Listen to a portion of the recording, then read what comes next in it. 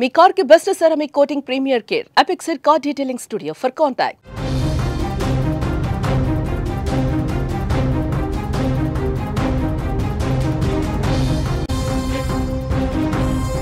ఎక్కడైనా భారీ వేదికలపై పెళ్లి జరగటం తెలుసు, లేదా గుడిలో పెళ్లిళ్ళు జరగటం కూడా తెలిసిందే.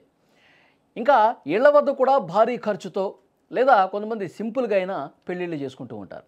ఇదంతా మనకు తెలుసు. అయితే దేశంలో తొలిసారి ఐసీయూలో పెళ్లి జరిగింది. ఇదేదో ప్రత్యేకత కోసమో లేదా రీల్స్ కోసమో చేసుకున్న పెళ్లి కాదు, విధివశాత్తు జరిగినటువంటి పెళ్లి.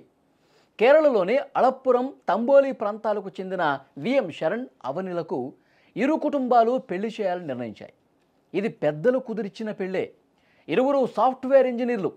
దీంతో అంగరంగ వైభవంగా 5 స్టార్ వేడుకలతో వివాహాన్ని జరిపించాలని ఇరు కుటుంబాలు కూడా భావించాయి. దీనికి సంబంధించిన ఏర్పాట్లు కూడా పూర్తి చేశాయి. ఇక వివాహం మధ్యాహ్నం జరగాల్సి ఉంది. నిన్న మధ్యాహ్నం వివాహం జరగాల్సి ఉంది. అయితే వధువు అలంకరణ కోసం వేరే ప్రాంతానికి వెళ్ళాలి. కుమారకోమ్ ఆ ప్రాంతానికి వెళుతుండగా అనుకోకుండా రోడ్డు ప్రమాదం జరిగింది. కారు అదుపు తప్పి సడన్గా ఒక చెట్టును ఢీకొట్టడంతో ఆ నవవధువుకి గాయాలైపోయినాయండి. దీంతో ఈ ప్రమాదాన్ని అటుగా ఉన్నవాళ్ళు స్థానికులు గమనించి వెంటనే ఆమెను ఆసుపత్రికి తీసుకెళ్లారు. విషయం తెలిసింది కుటుంబాలకు. ఇట్లా అలంకరణ కోసం మేకప్ కోసం వెళ్తూ ఉంటే ఈ విధంగా యాక్సిడెంట్ అయింది. ఒక్కసారిగా కారు అదుపు తప్పి పక్కన ఉన్నటువంటి చెట్లలోకి దూసుకెళ్ళింది. ఒక చెట్టు కూడా గుద్దుకొని ఆగిపోయింది. ఆమెకి గాయాలయ్యాయని చెప్పి ఇన్ఫర్మేషన్ 2 కుటుంబాలకి, ఆమె దగ్గర ఫోన్ ఉంటుంది కదా, వెంటనే ఇటు వాళ్ళకి ఫోన్ చేసి చెప్పారు.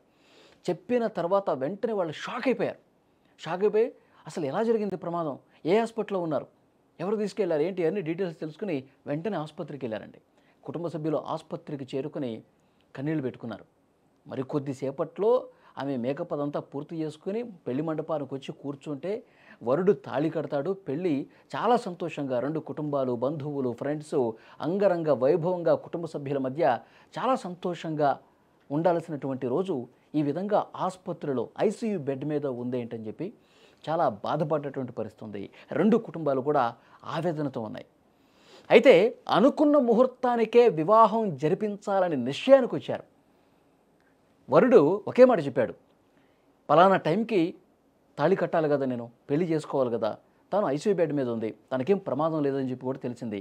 ఆ ఐసీయూ బెడ్ మీదే నేను ఈ టైంకే, అనుకున్న టైంకే నేను పెళ్లి చేసుకుంటాను, నేను ఆమె మెడలో తాళి కడతాను అని చెప్పి అన్నాడు. కుటుంబ సభ్యులు కూడా ఒకసారి ఆలోచించారు.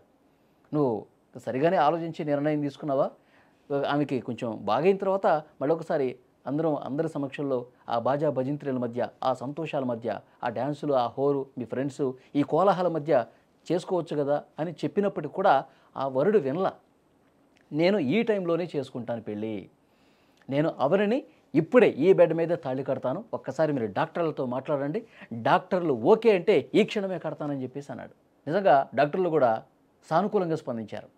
శబాష్, ఓకే, మాకేం ఇబ్బంది లేదు, కానీ చాలా కొద్ది నిమిషాల్లోనే మీరు ఆ కార్యక్రమాన్ని ముగించేసి ఐసీయూ నుంచి వెళ్ళిపోండి, పేషెంట్కి ఇబ్బంది కలిగించకండి అని చెప్పేసి డాక్టర్ల పర్మిషన్ తీసుకున్నారు.